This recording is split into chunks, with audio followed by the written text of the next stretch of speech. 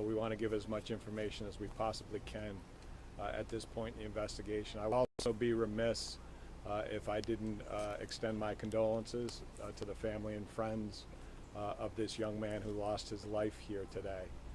I don't know if we can all even think about how devastating that must be to folks who knew and loved him, for him to lose his life.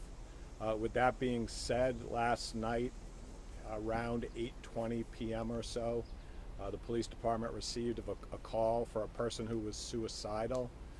The initial location was a few blocks from here. Officers were quickly able to identify that the person that they had called on was in this location over here at a home right behind me. When officers arrived on the scene, there were some folks that were in the home. What they did, they got some information that the subject might be armed and that he was in crisis, he was acting erratically. So what they did was they cleared the home, make sure that everybody was safe. The person who was in crisis was in the backyard. He did have a weapon. The police officers established a perimeter. Sometime shortly thereafter, our special weapons and tactics team was called to the scene. They were able to stage in the area. The person who became erratic, for multiple hours, we had negotiators on the scene trying to de-escalate the situation. Over the course of that time, officers were able to obtain an emergency custody order to take him into custody because of the concern we had about his mental health. Armed with that order, the person became more erratic, and at one point the individual came to the fence line and he pointed the weapon at the officers with the townhouses in their backdrop,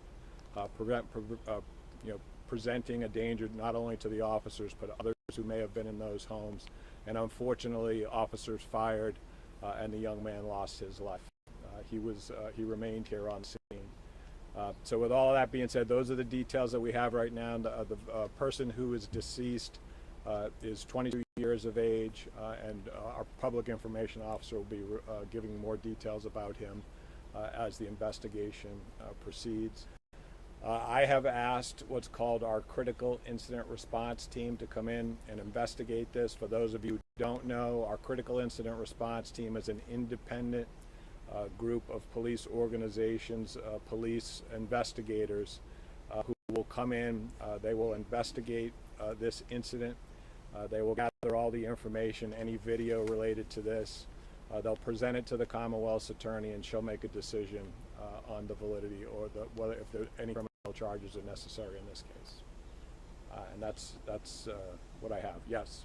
Chief, I know you guys try to have mental health experts on hand for crisis like this. Was a mental health expert here, and in what capacity, if so, were they used or utilized? Yeah, because we do have a co-responder unit here in Prince William County where we have clinicians that are married up with our patrol officers. Because of the weapon that was involved in this case, that's why we had to get our special weapons and tactics team involved. Special weapons and tactics, what they primarily do is they try to de-escalate. They have negotiators who are trained in trying to de-escalate the situation. That's what they tried to do, and unfortunately they were unsuccessful. Was there ever an attempt to call a mental health expert here at all, or is it just because of the timing of the day? The negotiators have that training in the crisis intervention, so they have some awareness about that, but this is not a situation where we could have a clinician be approaching this person. It was too dangerous. What tactics were you able to deploy to try to de-escalate it? It's some bystanders said it seemed like maybe there was an attempt by family or friends to communicate a message to the individual. Yeah, so when you're talking about an armed individual, that when you have a weapon involved, a handgun involved, that bullet can land anywhere, and so we really establish a perimeter. We can't allow anybody from the family or the community to get too close to that scene just because of their personal safety. And so that would not be something that we would normally do. Was there ever by a phone? I thought. Was there an attempt? I don't know if that happened. The investigation will tell if that was occurred. there consideration? I don't even know if the person who was shot in this case, if he had a telephone on him at the time. That I'm not aware of. There was a gun found. There was a gun was recovered. Was there a consideration to back away at some point. Neighbors were saying how he was requesting for officers to get away, to back out, as well as the friend who was trying to. Yeah, you know, I don't want to go into too much detail. I can tell you this from what I've seen and the information I've seen so far, that this is a very confined area. And like I said earlier, there were several homes that were within gunshot range of where this person was contained. So there was a very high level of concern for the safety of the folks who live in this community, to make sure that they didn't become the victim of a gunshot. Can you talk broadly, generally speaking, what are the indicators that an officer or a tactical team is considering in that moment of whether they're deciding whether or not this is an appropriate time to potentially use deadly force? Yeah, I mean, you could say that generally. Whenever there is a situation where we believe that somebody's life or their personal safety is in imminent danger, then officers are allowed to use fatal force if necessary. I mean, it's the last thing in the world that a police officer wants to do, of course, but unfortunately in some instances we have to. And to be clear, officers never made it to the backyard. They fired the shot from a distance. I don't want to talk about specifically. I think that when we initially came to the scene, there may have been some officers that were close in and around the backyard, but I don't have that level of detail yet.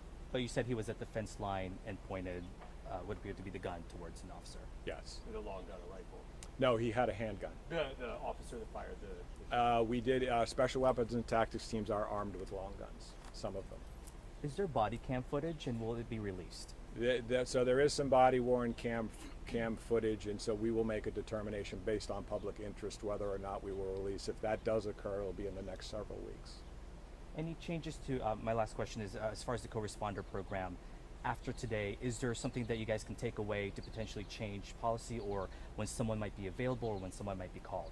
Well, you know, we're always gonna, whenever we have a situation like this, which is tragic, a young man has lost his life, we're always gonna do a very deep dive after action to look at tactics and look at possible other responses. The thing I will say about my time here in Prince William County, I've been here pretty close to 3.5 years to the day, pretty close to that. And what I will say is that our police officers here in Prince William County respond to folks in crisis almost on a daily basis, sometimes multiple times during the course of a day. And in the overwhelming majority of those instances, our officers and our clinicians are able to safely bring them into services that they need and they deserve. But unfortunately, in this particular case, that's not the way that it ended up. So the program, from my estimation, is extremely successful. The people who do this work, the officers and clinicians who put themselves in harm's way to ensure that somebody else in the community doesn't take a bullet, are nothing less than heroic. But at the end of the day, none of us here in law enforcement want to see a 22-year-old person lose their life. That's heartbreaking. How many clinicians with the program currently? I think we have 6 clinicians. And did the 22-year-old, did he have autism? I don't have that level of detail. I haven't received any information like that. That could very well be true as his, if we get more information about him, that could be true. Do you know if it was just one officer that engaged or more than one officer? It was just one officer. Thank you all very much. Thank you. Yep. I'm assuming admin kind of, while investigations going for the officer. Oh yeah. That's kind of going wrong. Yeah. Do we have the name of the guy? Thank you guys.